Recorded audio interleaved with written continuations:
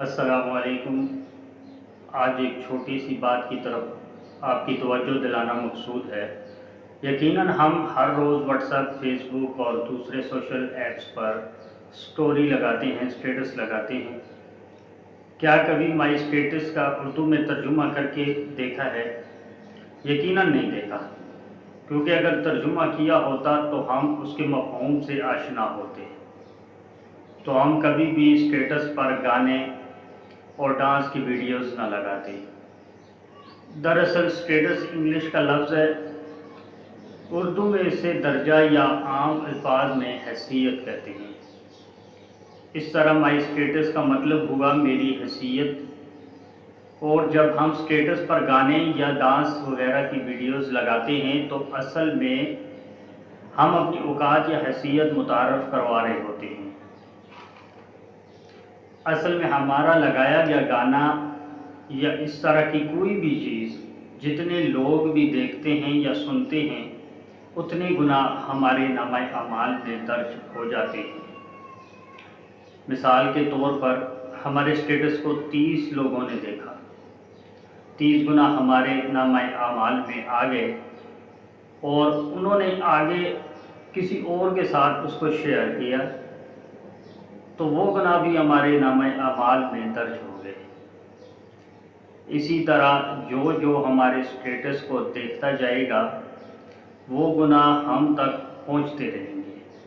ہم ایسے جاری گناہ کو چھوڑ کر قبر میں بھی پہنچ جائیں، پھر بھی ہمارے گناہوں میں اضافہ ہوتا رہے گا۔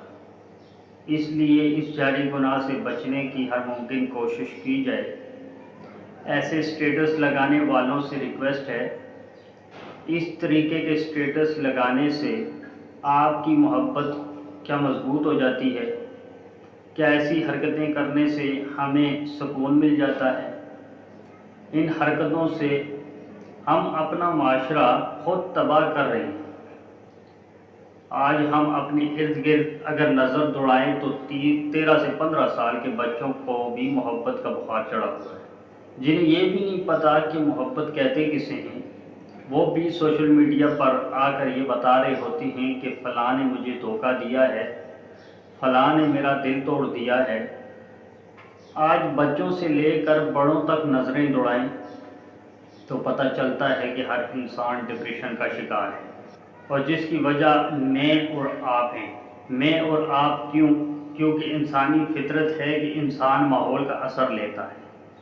تو آج ہم میڈیا پر گندگی پھیلا رہے ہیں، پیار اور محبت کے نام پر جس سے صرف بے حیائی پھیل رہی ہے۔